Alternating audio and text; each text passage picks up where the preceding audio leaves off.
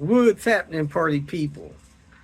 I have no idea how we got from Lincoln, Nebraska, all the way down to South Texas. If you may recognize the scene here, we are at our home in South Texas, taking a couple days and waiting for parts to repair our trailer. The first stop was in Lincoln, Nebraska to do some work on a BMW I tore apart over a year ago.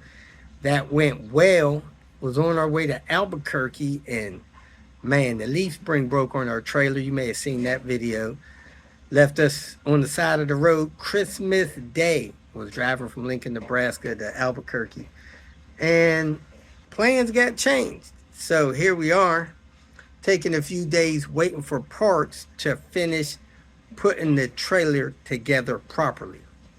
Blew both new tires, broke the leaf spring, had to get a hotel room, running around the Nebraska area looking for a leaf spring. Got one from Tractor Supply. It was not manufactured and assembled properly. Had to fix that. Man, by the time we got that together, we had to make a couple of changes to our travel. So decided to spend a couple of days in the holidays with our family. That's where we're at. When those parts arrive, I will be headed back to pick up the trailer. The trailer is in Oklahoma City. Then we'll be going to our future stops after that. So we are moving west. Now, because these plans have changed, call or text me, see if we can help you out, and we'll go from there. But I appreciate you watching today's video. It's a little bit behind on time, but I'm going to get this posted, and then I'm going to also start posting our travel videos so you guys can keep abreast to where we are, because if we're close and you need our help, we like to help you. And I appreciate you all watching this video. Hope you enjoy it. Have a great day. Welcome to Hanging Out with Robert. That's me. This video contains things that I encounter throughout the day. If for some reason I complete a task and you would like to see the details, you can click on the link in the description area below. This video also contains tips and tricks that I learned throughout the years. I plan on leaving this video accessible for about 30 days. After that, you can view it through my Patreon account. Thank you very much for watching. About the oil change on this thing, and it looks like the timing belt was done at 157, 15 years ago, 14 years ago. So this timing belt is due. I'm gonna take a look at it and recommend replacement. I'm not sure if it had the water pump done. It also has some kind of oil leak. I see the idle air valve, little rubber grommet thing is not properly installed. Missing a cover on the throttle. It's also missing the heat shields, both heat shields. Has this poly bushing in there. Look like it's starting to crack a little bit, so that'll be replaced soon. We're going to do an ABS module on this thing and the oil change and see where this oil leak is coming from. It's either a bad PCV or the turbo's starting to go out in it. I'm not sure if those are aftermarket wires or not, but somebody didn't put the wire bracket in right. Didn't have the cover on the distributor, plastic cover thing. What else going on with this thing? We'll check the air filter and the cabin filter before we push it out of here. Let me get with it. And the oil is at least a half a quart low right now. In the process of doing this ABS module, there's some liquid on that module. I'm not sure what it is. I guess it's maybe brake fluid. This is brake fluid level is good. It's high. I don't know how liquid could get in there. Take a look at that closer when I get that module off. I don't see nothing dripping in there or off of anything. Where could that be coming from? Weird. So this valve right there is leaking. It is wet. I'm not sure if that caused the wetness on the module, because I can't find nothing wet on the module. So we're gonna send them one of those to replace, and maybe that'll do it. But man, there was a lot of fluid in that module. Brake fluid. Don't know how long it's been there, I don't see any liquid coming out of none of those pins. So we got to do that. Oil cooler lines are leaking. I'm not sure that I have a oil cooler block off plate though. Well, it looks like this thing has the original water pump. I wouldn't drive this thing another day. And it looks like it's starting to leak a little bit in this corner up here. Let me put the light on it. That little bit of area right there in the middle looks like it's leaking, but that's an original water pump, man. I wouldn't be going nowhere with this thing. Can't really tell if the belt has cracks in it, but if it's 11 years old, 14 years old, probably does. It is past due. And it looks like that clamp is over top of that hose. I don't know if I want to mess with that or not. It's probably a major boost leak. This hose may be torn. I don't know if I could get a clamp on that or not. Probably needs that hose there. I don't know, maybe it could be moved up. Let me take that loose, see if I can move that up and clamp it properly. I'm also about to remove this and do the firewall mount. The firewall mount is totally blown out. So somebody replaced the windshield and they lost the trim that goes along the bottom of the windshield. So instead of getting one, they glued the cowl over there, which is never good. That's too much garbage down in here. So let me go ahead and vacuum this up as best I can and get this mount replaced. Well, I'm assuming this thing had an evaporator replaced because somebody put this back and didn't put this gasket the way it belongs. This gasket is supposed to be tucked up over this metal like this. I don't even know how they get that dash mounted back with this tucked under here like this. So anyway, let me get that right. That's how that's supposed to be. Let me vacuum down there too. Got that mount replaced, cowl put back in. Let me put this seal in around this fuse box, and that one's rotted out as usual.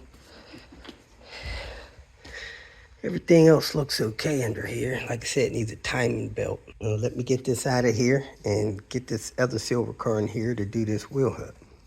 Just cleared the service light, oil change reminder. Now I'm gonna scan it for the codes.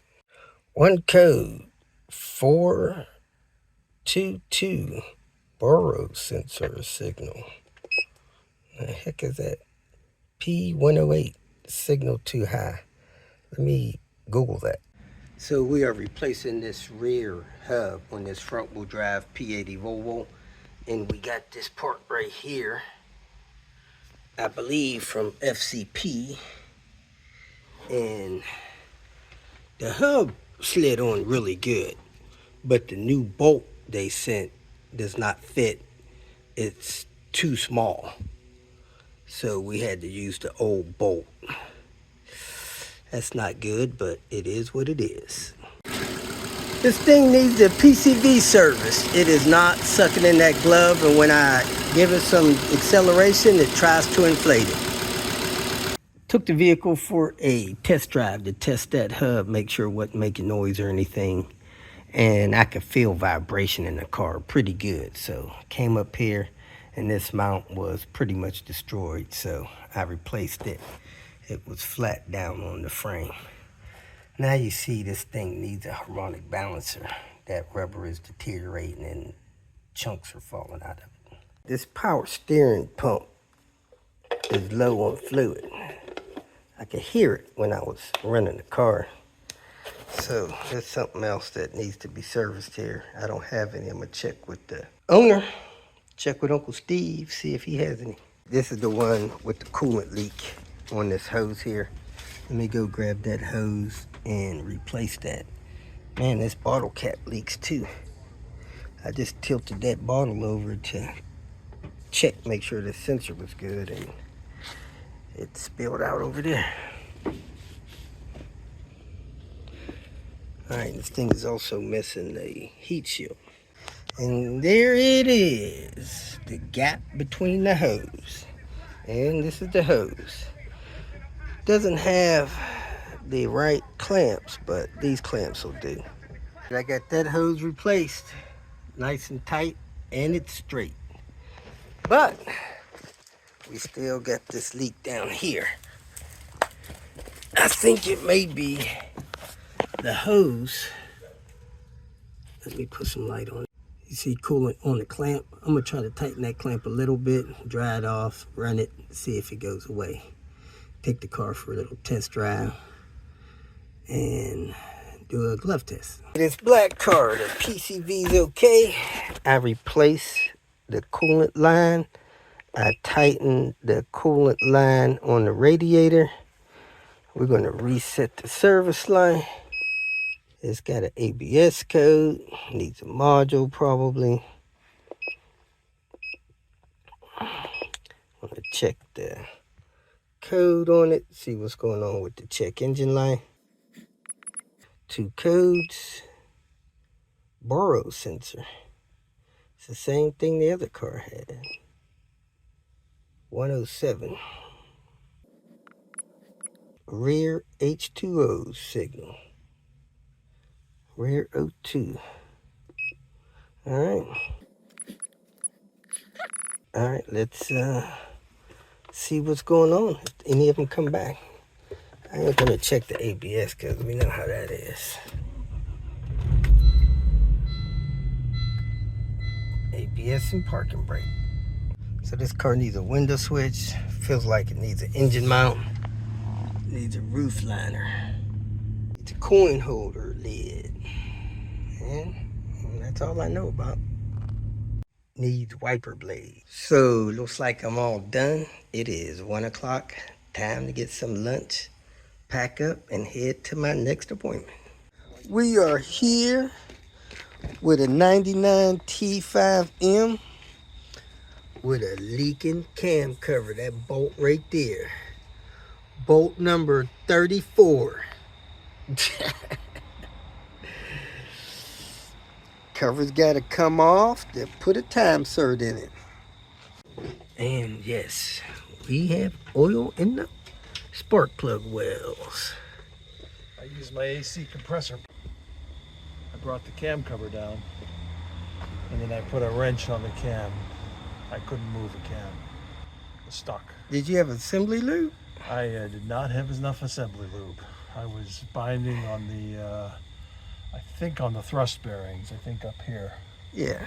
I didn't have enough grease on there. Yeah, I mean, a lot of times just enough oil will do it. Yeah, I never had that happen to me before, and I was smart enough to not, you know, I wasn't going to put the cam cover on until I could move those cams, you know, and tighten it down.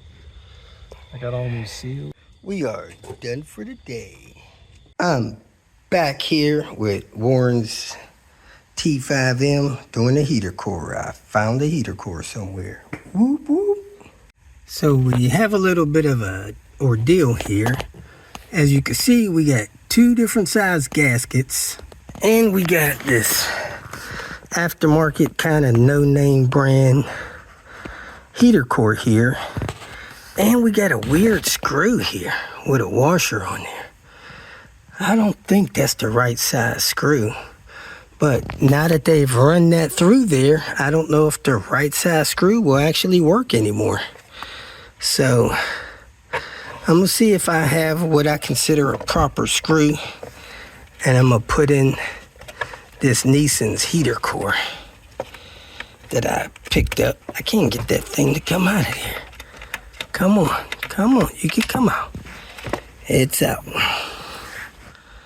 I know this screw back here is about the same size, but let me see if I got a proper screw, because heater cores don't come with screws. I just don't want this thing to leak, so let me check my screw stash. Got this car idling. I'm gonna let it idle for 10 minutes or so, try to burp the coolant system. And I'm gonna put this panel and stuff back in here. But I will say this panel is damaged. So none of these normal screw things work. So I'm gonna put that bottom panel up first before I put the glove box in so that I can secure that, and then put the glove box in, then put the door, then put the glove box door on, then I'm gonna put the glove box insert in. So that's what you gotta do if that's messed up. I am here. We got the coolant system, I think, topped off, and I'm gonna mess with this door handle now. So looking for my tools. Actually, this car still has the T45s in the thermostat housing, so I'm going to replace those real quick with 10mm water pump bolts. Sooner or later, everybody needs to replace their thermostat, and man, these T40s are hard to get out, and I have a special bit for that. So I'm going to try to crack these loose, get those out, put those 10s in there for him, and he'll be set whenever he's ready. Man, this front one was really tight, but it popped loose. Got the back one out. Both of them's replaced. Ready for a thermostat replacement. Whoop, whoop. Those are those old, ugly, rusty bolts. Trash. Okay, the door handle in this car has this piece broken off. I don't know if it broke off while we were replacing that latch or digging that latch out of here or not, but it is broke in half. It doesn't reach into the lock assembly. So I'm gonna try to take that pin out and see if I can get this off of there, and if so, I'm gonna move it over there. So let me grab my lock ring pliers and see if I can get that off and go from there. Well, I was able to pull that pin out and get this out of there. So I pulled the other handle. You can see the pin broke there, and I'm gonna do the same thing here. Take that pin out and replace it with the other one. Let's get with it. You can probably see it down in there. All right, I got it in. I got the clip ring back on, and it is working. The key bounces back. I think I need to oil it, but we are good to go. Let me go ahead and install this, and he will be as good as new. We are back in business. I guess I should have showed you guys this ahead of time. Didn't work, but it is all better. Whoop, whoop.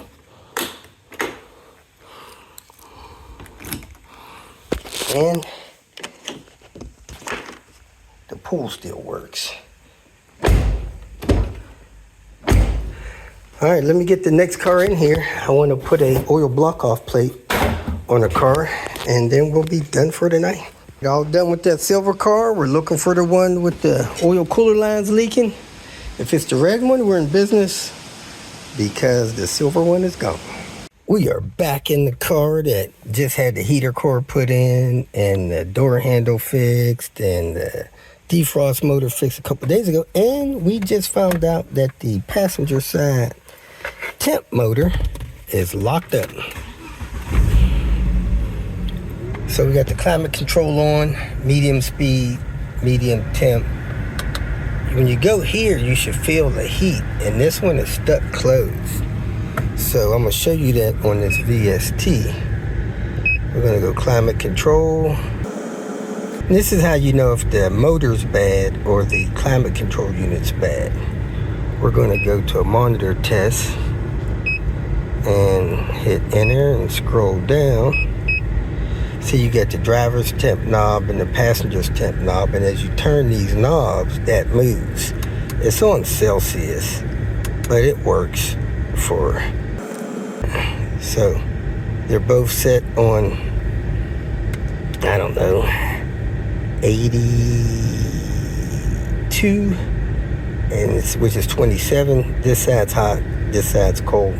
I don't have a thing to show you, but I can arrow down here, and you see the driver's shutter is 100% open, and the passenger one is 1% open. Then when you turn these down, the driver's one is moving, but the passenger's one just moved 1%, so it just barely moved. So now both sides is room temperature cold. I'm gonna go back to 72. They should go close to 50% or so, and the driver's moves, the passenger's doesn't. So we're gonna change that passenger side blend door motor. Shut it down and do it, which is behind the glove box over there, down low. I got that blend door motor installed. I'm about to test it out, but it is lunchtime. Oh, dinner time, so I'll check it after dinner. We are back at it and about to test this blend door motor I put in. Made a mistake and hit exit instead of enter. Monitor test, enter, scroll down, temp knob 20. Let's go ahead and crank that thing up to 26 or so. And let's go down here and look at where the motor is. Yes, I got heat this side, heat that side. Now let's crank these down. Look at that thing move. Quick. I'm only at 64 and it went all the way to 0. Maybe it's trying to accomplish 64 and I got cool air without the AC. So we are working, folks. I cut the AC on and it changed positions because it knows it can get colder. Oh yeah. And it looks like it's, see if it goes to 19 there. Oh, it overcompensated a little bit. Let's go to 78. That may have something to do with the temp motor too. All right, well, they're both at the same there. So we're gonna shut this down and put this car back together and send it out of here. We are about to do some interior lights. We got a bulb or two out here. We got a bulb out there. We got a bulb out here. We got a bulb out there. And we have all of these radio bulbs out along here. I'm Bradley Johnson with 1-800-DUI-AWAY. Not kidding. So we're going to replace these. There's 2 bulbs here in this radio. Let me see if there's any more. Might be one out in this quadrant as well. I don't see those lights going up. All right, let me get with it. Pull this dash pad. That sucks. But let's do it. So here we are. Get all the lights fixed. We got lights in here now. We got a light over in this quadrant. We got a light there now. We got 2 lights in the headlights section. And those are all lit up. So we are good to go. All the interior lights are working. And that will conclude another day of a visit from Robert DIY. Kicking off the Tinker Day. What you see here is an oil slick. I took that car, I moved it over here in less than 2-3 minutes, had another oil slick. So the oil cooler lines are leaking on this beast right here. So I happen to have a oil cooler line block off. Woo, woo. I'm going to go ahead and block that off. Leave the lines attached, let that thing drip down, and be done with it for now until it has something more major done and we can rip those lines out of there. This is literally a 5 or 10 minute job. You turn the steering wheel to the right, pull this little plastic nut off of there. Let me grab a 10 millimeter because it's a little tighter than I thought. Look here. Where they connect, they're dry. Even though there's some oil crud all under there. But when you come under here, you see the oil lines are wet there. And then they're getting on this thing here and up in there. The oil cooler lines are wet in there again. So we're gonna knock this off, pull this away, put something under there to catch the oil mess, and put the block off plate on there and leave the lines hanging. Also just noticed that this is not riveted to the bumper. So we're gonna put some bumper rivets in that as well. Okay, took a little longer than I expected because the bolt was tight, the thermostat was tight, but we finally got that thing in place. We're gonna start the car, see if it leaks. And it's gonna sit like that until we pull it one of these days in the future. It is leaking, but we wanna make sure that the block off plate doesn't leak. Hopefully it's not leaking, but I'm gonna wipe it down and start the car and see if it leaks. It may be leaking, hopefully not. The block off plate appears to be dry, so we are good to go. Thermostat still leaking, it's not a problem, it'll may leak for a couple of days. But the block off plate's dry, so we're gonna secure this spinner skirt. And I'm gonna take the serpentine belt loose to see if our engine noise goes away. Because we don't know if it's a timing belt noise or a serpentine belt path noise. Okay.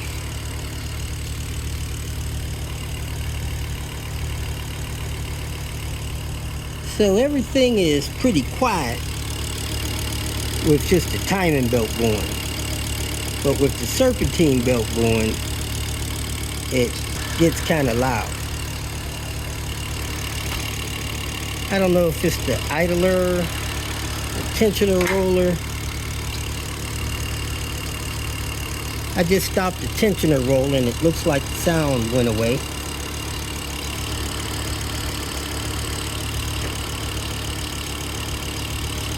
Hard to tell though.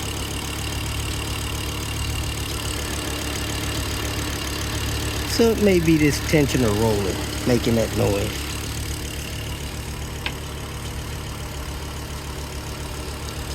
Could be the AC compressor or something, but it's definitely in the serpentine belt pad. Well, that's it. I'm done here. I'm gonna put this timing belt cover back on and call it a day. Woo woo. Let me see what kind of water pump this thing has. Is it the original? I think so. Yes, this is the one with the original water pump.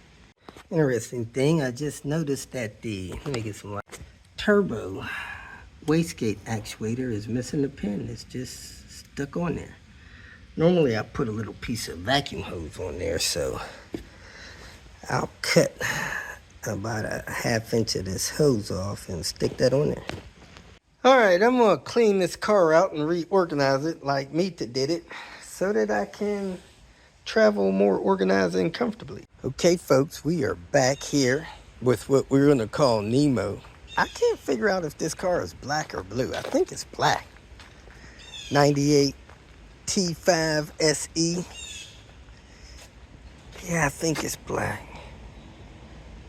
Is that a tick or a spider? Jeez. Yeah, we're gonna call it black. And wash this thing with some serious soap stuff. So what I'm going to do is install a battery and check and see. Oh, I need to install a door latch too, because the door is open. Didn't rain in here as bad as I thought. I thought it would be flooded in here. Doesn't look to be flooded. Smells moldy though. This thing has been in the mold. A lot of spider webs. I'm gonna see if the fuel pump works. If so, I'm gonna see how much gas is in it, pump the gas out. So let me go ahead and hook up this door latch so I can get this door closed and go from there, because that's important. Let me go grab this latch. All right, I got this door handle installed. Let's see if it works. You pull the handle, the lock goes up, the latch comes open, we're good to go. Now my next step was going to be to install a battery, but guess what? The old man installed the battery for me, which I kind of asked him not to do. It's got a boost gauge installed that's on the wrong side of the boost channel, because I did not want anyone to try to start this car with this old gas in here. I don't see a key, so maybe he did not try that. Nonetheless, he may have. So hopefully he didn't, because I didn't want this old gas pumped into the car. So let me go find the key that I have and see if I can start this fuel pump to pump this old gas out, because I do not want this old gas being pumped into the cylinders. That'll make it hard for this car to start. Let's go see if there's pressure on the fuel rail. That'll be the best thing to do. Ugh. When you have a car that's been sitting for years, you do not want to try to start it on old gas. That old gas gets into those cylinders and then it's not going to start because it can't fire properly. Oh my gosh. Look at this octopus mess. He's got a PCV box. What the heck?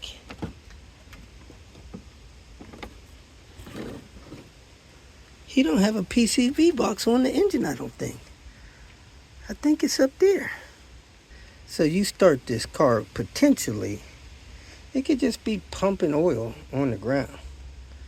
I have no idea what's going on here. Let me try to get a flashlight and look down there. See if there's a oil trap box on the engine. Well, there's definitely not an oil trap box. I don't know if there's hoses oil trap box belongs, but there is some hose going down there. Let's see if there's any pressure on this cylinder head. And it looks like somebody installed the battery I sent up here, I brought up here. Not that I asked them to. Told them I did not want this car to be started with this old gas in here. Let's push this straighter valve in with a screwdriver, see if there's any fuel pressure up here. That would definitely be an indication that somebody tried to start it. No fuel pressure, that's good. I'm gonna disconnect this fuel line and put this hose on there and pressurize the fuel pump, activate the fuel pump, see if gas comes out. Scratch all that I said before, because that battery is dead. This is the battery they had in the car, so I'm gonna remove this and put the battery in there that I had in there, that I brought. I can't even get the tools on there, so let me get a 10mm box then. All right, I have my battery installed. I have a jump wire on the fuel pump. I'm going to turn the ignition on and see if fuel pump's out of there. That'll tell me that the fuel pump's connected. I don't know what this vacuum line is for. You got all kind of vacuum infractions on this car. Experimental process, trying to make it better than Volvo made it. Man, this is crazy. There's a lot of plumbing under here. It's got a catch can I can use on something. But there's also critter damage in there, so hopefully critters haven't chewed any wires, because that could be a nightmare.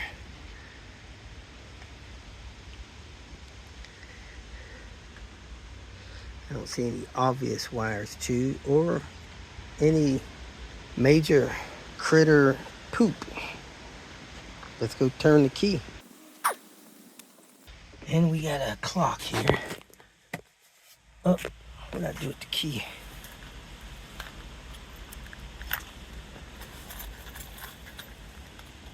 Well, I did something with the key. There it is in the toolbox.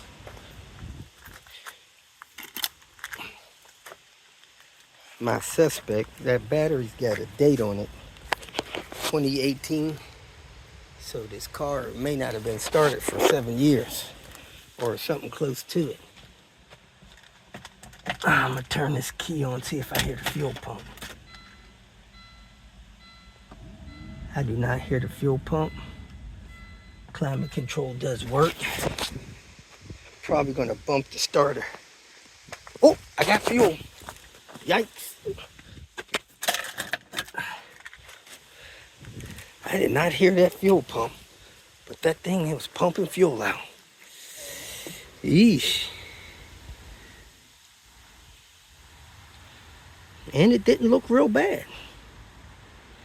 So I probably need to wash that down, because I pumped quite a bit of fuel out there.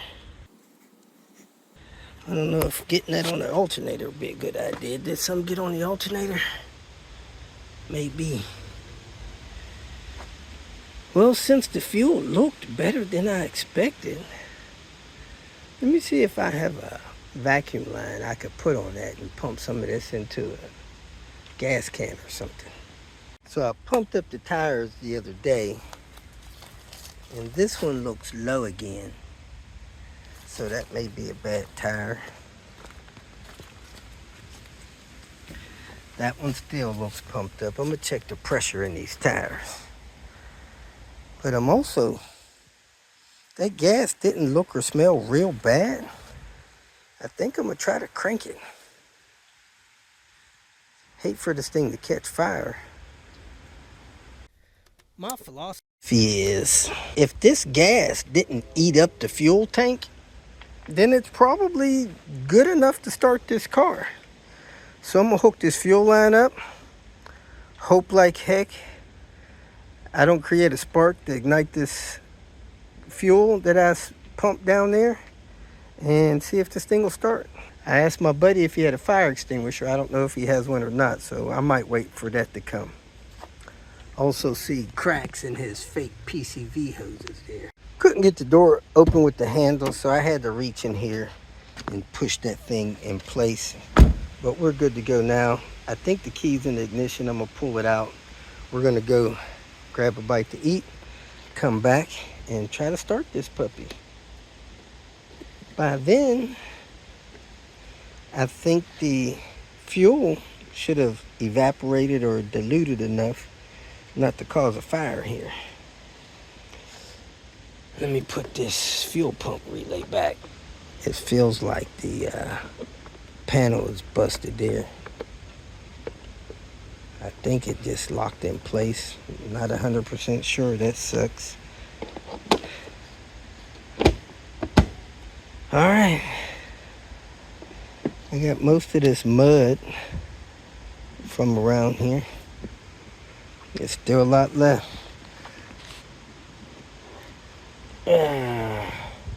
Tires is back down to 8 or 6 psi.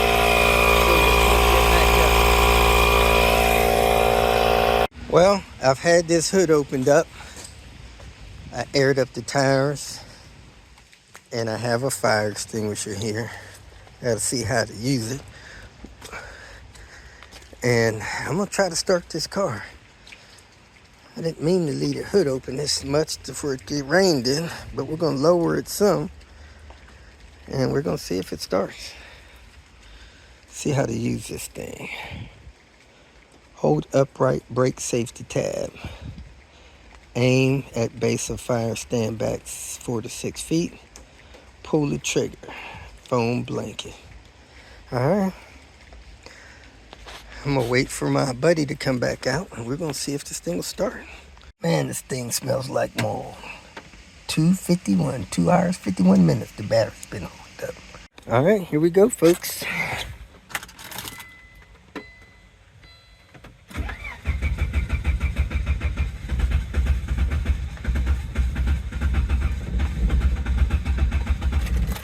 All right, let's try it.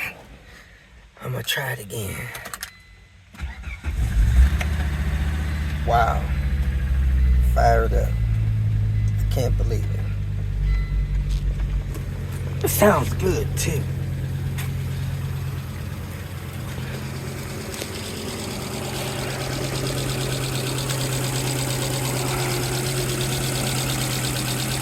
Wow. Man, I really think this was a Canadian car. It's got a light out. It's got the fuel digits a little different. The temperature digits a little different. It heated up really quick. Cluster looks a little funny. And it's idling a little high. So I don't know. It could have an intake leak. Looks like it's got a cracked windshield, and it is freaking dirty. Dirty, dirty.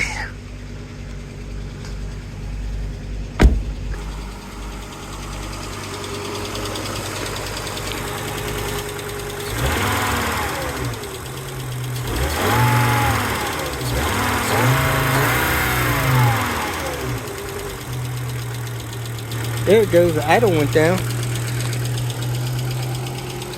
Sound like it's going back up though. Yeah, idle's a little high. It's got some aftermarket stereo in it.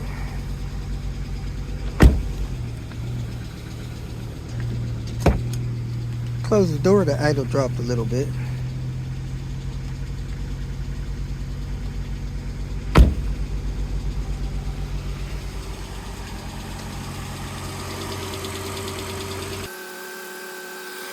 Let me see what light is out on it.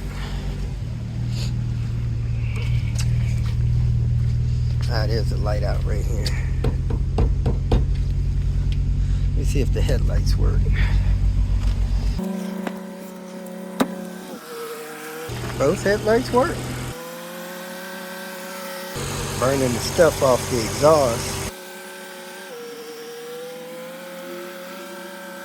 I think I'm gonna cut this off.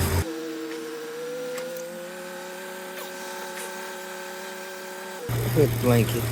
Waiting for the cruddy tires. This thing might drive Cincinnati. I don't know if they let you drive it with this windows all covered up, so I'm gonna bring something to wash the windows. Probably not. I'll just need to get it on the tow dog. So.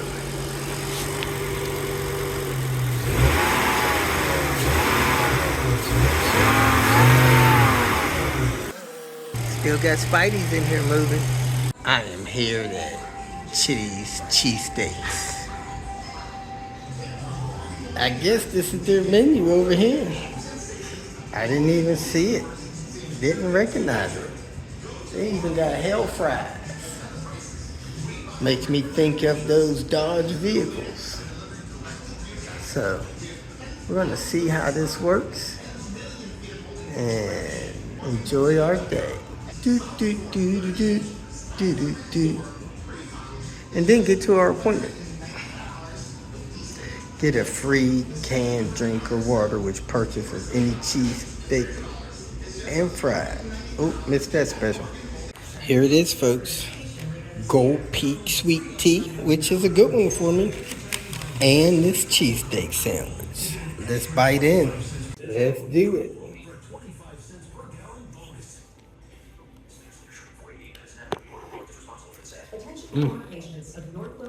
Oh yeah.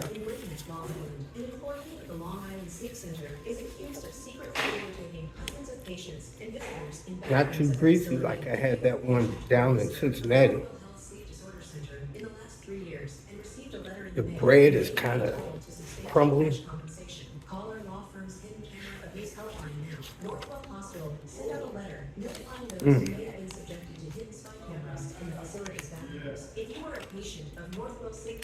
Peppers and onions are chunked up.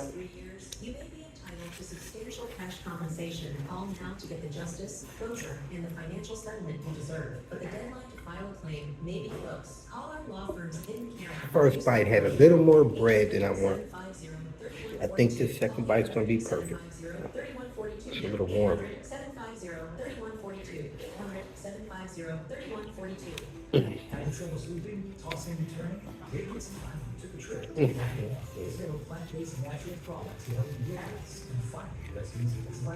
Love a good cheesesteak.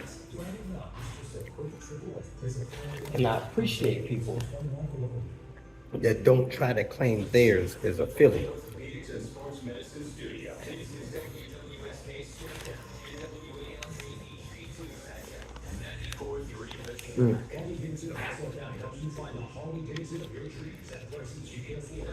Definitely worth the stop. I'm gonna go get me a fork.